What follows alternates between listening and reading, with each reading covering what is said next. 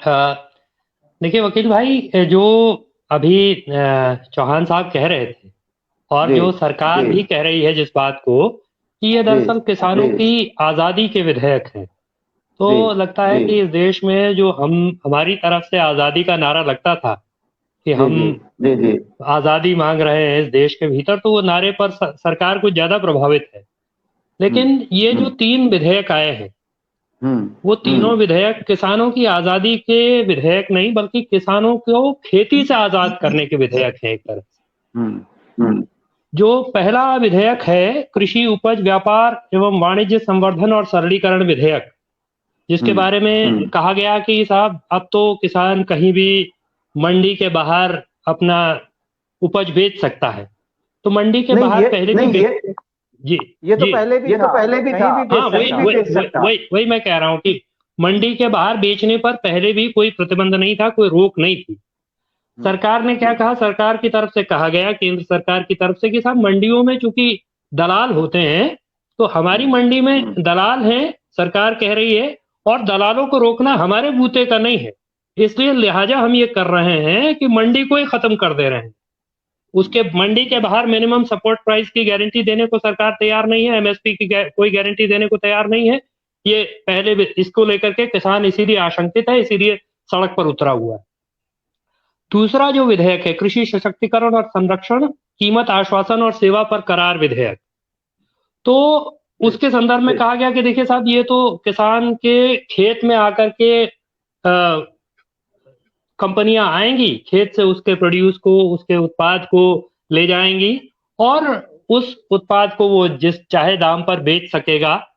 आप सोचिए कि इसी संसद के सत्र में ये कैसे कैसे ये बार्गेनिंग होगी बराबर की। तो संसद के जिस सत्र में ये विधेयक पास हुए, उसी सत्र में केंद्रीय कृषि मंत्री ने विधान संसद में एक सवाल का जवाब देते हुए बताया कि इस देश में जो कुल कृषि जोते हैं, उसमें से 68% कृषि जोत जो है, कृषक जो है सीमांत किसान है, जिसका मतलब है कि उसके पास 1 एकड़ से कम जमीन है। ठीक और है। 17% 17% से कुछ ज्यादा वो लघु किसान है, जिसके पास 1 हेक्टेयर से अधिक लेकिन 2 हेक्टेयर से कम जमीन है। यानी 85% किसान जो है 1 हेक्टेयर और 2 हेक्टेयर के बीच वाला। अब इसके सामने कोई कंपनी, बड़ी कंपनी जो कृषि के क्षेत्र में काम कर रही होगी, तो वो क्या वो बराबरी के लेवल पर बार्गेन, ये साउंड इको हो गया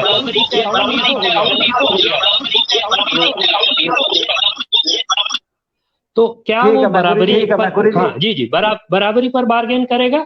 तो चलिए इस चलिए सिलसिले में चलिए जवाब। एक मिनट बस मुझे पूरा कर लेने दीजिए, मैं इसको पूरा कर लेता हूँ। जी इस सिलसिले में मैं एक 2012 में पी साईनाथ साहब हैं इस देश में कृषि पर जो उनकी लगातार पत्रकारिता है, और पी साईनाथ ने एक लेख लिखा द हिंदू में दिसंबर 2012 में, knowing your onions in New York. और उसमें वो राइट न्यूयॉर्क के से 60 किलोमीटर दूर एक किसान का एक्सपीरियंस बताते हैं कि कैसे निजी कंपनियां जब आती हैं तो वो क्या करती हैं। वॉलमार्ट और तमाम रिटेल चेन्स, वो कहता है कि वो कंपनी, ये वॉलमार्ट या जो भी रिटेल चेन्स है, वो किसान को कहती है कि साहब इस साइज का प्याज उगाना है, 2 mm का प्याज उगाना है, उससे छोटा प्याज होगा तो नहीं खरीदेंगे। तो ये जो जिसको जो अमेरिका में लोग भुगत रहे हैं, वो यहाँ ले आया गया है। और तीसरा जो आवश्यक वस्तु अधिनियम में जो संशोधन किया गया है 1955 में, जिसमें तेल, तिलहन, अनाज, दालें, इनको उसके दायरे से बाहर कर दिया गया, उसमें भी तर्क यही है कि चूंकि जो पाबंदी थी, उसके चलते इन वस्तुओं की कीमत तो कम नहीं हो रही है, तो जमाखोरों को हम रोक तो नहीं पा रहे हैं। तो लिहाजा किसान को तो जो भी मिले, लेकिन कम से कम जमाखोरों पर जो पाबंदी है वो पाबंदी हटा दी जाए। तो ये तीन कानूनों का ये लब्बो-लुआब है कुल जमा, जो साफ साफ दिखाई देता है। इसी वजह से किसान सड़क पर उन पर असर पड़ेगा। और इस सवाल का जवाब देने से पहले जो चौहान साहब जो बात कह रहे थे, और जो बात बीजेपी की तरफ से पूरे देश में एक तरह से कही जा रही है कि भाई ये तो कांग्रेस के घोषणा पत्र में भी था ये विधेयक, तो हम तो ये समझ नहीं पा रहे कि भाई एक तरफ तो कांग्रेस मुक्त भारत का नारा था, और दूसरी तरफ कांग्रेस की नीतियों को लागू करना है, कांग्रेस के घोषणा पत्र को लागू करना है कि साहब इनके घोषणा पत्र में भी कहा गया हम इसलिए लागू कर रहे हैं। ये बड़ी विचित्र बात। दूसरी बात यह है कि जो मिनिमम सपोर्ट प्राइस का सवाल है, एमएसपी का सवाल है, तो वो कह तो रहे कि भाई एमएसपी खत्म नहीं होगी, लेकिन मंडी के बाहर एमएसपी लागू हो ऐसा कैसे सुनिश्चित होगा? तो एमएसपी जैसे सिगरेट के पैकेट पर चेतावनी लिखी रहती है कि सिगरेट पीना स्वास्थ्य के लिए हानिकारक है, शराब की बोतल पर भी लिखा रहता है चेतावनी। एमएसपी की हैसियत वो चेतावनी रह जाए, उसके ज्यादा उसकी कोई हैसियत ना हो, तो ये अपने आप में सवाल है। ये स्थिति होने वाली है क्योंकि मंडियों के बाहर, इसीलिए किसान पूरे देश में ये मांग कर रहा है कि भाई एमएसपी को आप घोषित करिए कि उसके लिए कानून लेकर के आइए। इस पर सरकार सिर्फ घोषणा के अलावा कानून के लिए तैयार है। और तीसरी बात जो आपने पूछी कि जो वहां से फल ले जाने वाले हैं, जाहिर सी बात है कि जब मंडियां सुनसान होंगी, मंडियां वीरान होंगी, तो बाहर से जो पूरा एक तरह से पूरे छोटे व्यापार पर, जिस तरह का मैंने आपको इसीलिए वो न्यूयॉर्क वाला उदाहरण दिया कि knowing your onions in New York, और जब कंपनियां डिक्टेट करती हैं कि आपको किस साइज का प्याज उगाना है, इस लेवल तक निजीकरण का प्रभाव, निजी कंपनियों का प्रभाव, तो जाहिर सी बात है कि किसान जो छोटा उसमें लगा हुआ काम करने वाला व्यक्ति होगा, उस पर उसका प्रभाव पड़ेगा। उनको उसकी मार झेलनी पड़ेगी, उस मार को वो झेलेंगे, निश्चित ही ऐसा होने वाला है। तो मैं ये समझता हूं कि इस समय इसीलिए पूरे देश के भीतर किसान सड़क पर है, और किसान किसी पार्टी के पीछे सड़क पर नहीं खड़ा, बल्कि किसान जो है वो स्वतंत्र रूप से इस बात को समझ रहा है। और जाहिर सी बात है कि जिन राज्यों में खेती किसानी ज्यादा मजबूत है, उन राज्यों में किसान ज्यादा मजबूती के साथ सड़क पर खड़ा है। और इस तरह का, मैं एक चीज और कहना चाहता हूँ कि इस तरह का विधेयक तो बिहार में लागू करके देखा गया इसी तरह का कानून, और वहां वापस लेना पड़ा, वहां लोगों पर मार पड़ी। तो इस बात को समझने की जरूरत है। ये सिर्फ कांग्रेस ने क्या कहा और भाजपा ने क्या कहा इतनी सी बात नहीं है, ये देश के खाद्य सुरक्षा का भी सवाल है, उसकी फूड सिक्योरिटी का सवाल है। वो एक तरह से पूरी तरह बाजार के रहमो करम पर होगी। इन बातें जो कही गई और जो कही जा रही हैं, एक तो ये बड़ा अजीबो गरीब किस्म का जुमला है कि भाई राजनीति नहीं होनी चाहिए। एक राजनीतिक पार्टी कहे कि राजनीति नहीं होनी चाहिए, राजनीति तो अपराध नहीं है, राजनीति तो लीगल है डेमोक्रेटिक सिस्टम में। हाँ, ठगी नहीं होनी चाहिए, छल नहीं होना चाहिए, प्रपंच नहीं होना चाहिए, लूट नहीं होनी चाहिए। साफ सुथरी स्वस्थ राजनीति तो किसी भी डेमोक्रेटिक सिस्टम के लिए आवश्यक है, पहली बात।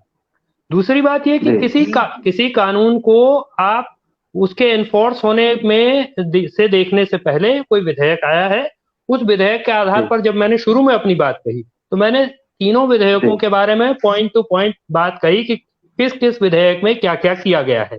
तो जाहिर सी बात है कि जब हम उसके बारे में कह रहे हैं तो उसके जो प्रावधान हैं उन प्रावधानों को पढ़ने के बाद और उनके प्रभाव को समझने के बाद कह रहे हैं। तीसरी बात जिसको ताहिर भाई ने भी कहा कि भाई इस देश में पहले भी तो बहुत सारी चीजों के बारे में कहा गया कि पहले देख तो लें। नोटबंदी के लिए कहा, नोटबंदी के बारे में कहा गया। आज की तारीख में प्रधानमंत्री समेत इस देश में कोई भाजपा का नेता किसी सार्वजनिक मंच से नोटबंदी का नाम तक नहीं लेता।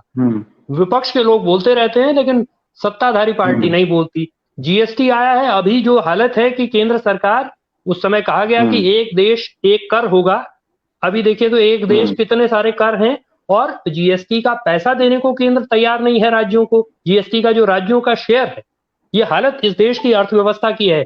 और कहाँ अर्थव्यवस्था पहुंची है, -23% जाकर के जीडीपी पहुंच गया है। तो वो सारे अनुभव तो हमारे सामने है। तो हम जो कह रहे हैं वो उन विधेयकों को पढ़ने के आधार पर कह रहे हैं, सिर्फ ऐसे नहीं कह दे रहे हैं। सड़क पे जो किसान उतरा हुआ है वो भी ऐसे नहीं कह रहा है। पंजाब में देखे किसानों ने बड़ा रोचक नारा लगाया है। पंजाब में किसानों ने नारा लगाया कि धर्म दा ना साइंस दा, मोदी सिर्फ रिलायंस दा। कि ना धर्म का है ना साइंस का है, मोदी सिर्फ रिलायंस का। ये पंजाब का किसान अपने अनुभव के आधार पर नारा लगा रहा है। पंजाब में किसान प्रतीकात्मक रूप से जियो के सिम जला रहा है क्योंकि वो समझ रहा है कि उसकी खेती पर कॉर्पोरेट का कब्जा होने वाला है। तो सिर्फ इतना नहीं बात है कि कोई राजनीतिक पार्टी है, बल्कि किसान जहाँ खेती किसानी मजबूत है वहां वो समझ रहे हैं कि उनके हाथ से छूटने वाला है। चौहान साहब, देखिए ऐसा है कि किसानों ने इस बात को जोर देकर के कहा कि एमएसपी की घोषणा कर दीजिए, एमएसपी को लीगल कर दीजिए, उसका कानून बना दीजिए। जो स्वामीनाथन आयोग की रिपोर्ट थी, स्वामीनाथन आयोग की रिपोर्ट को लागू कर दीजिए। तो ये कहने को, ये करने को सरकार तैयार नहीं है, इसीलिए विरोध है। और एक छोटी सी बात मैं कहना चाहता हूँ, नोटबंदी के सवाल पर जो बात हुई, एक तो भारतीय रिजर्व बैंक ने कहा कि पूरा पैसा वापस आया, जितना पैसा था। तो काले धन का जो दावा था वो आज तक पूरा नहीं हुआ। काले धन की खबर तो अभी अडानी की आई है, इंडियन एक्सप्रेस में एक लंबी चौड़ी रिपोर्ट छपी है। और लाइनों में जो मरा, कोई गरीब आदमी लाइन, कोई अमीर आदमी लाइन में नहीं मरा, कोई अमीर लाइन में खड़ा भी नहीं हुआ। जो लोग 100 से ज्यादा लोग, 150 200 लोग लाइन में मरे, वो सारे गरीब लोग थे। और कैसी कैसी तकलीफें लोगों ने झेली उस समय, ये आसान है ऐसा कह देना कि क्या हुआ, कौन गरीब का नुकसान हुआ। गरीब ही मारा गया और अर्थव्यवस्था बैठ गई। ठीक है मैकुरी जी, ठीक है।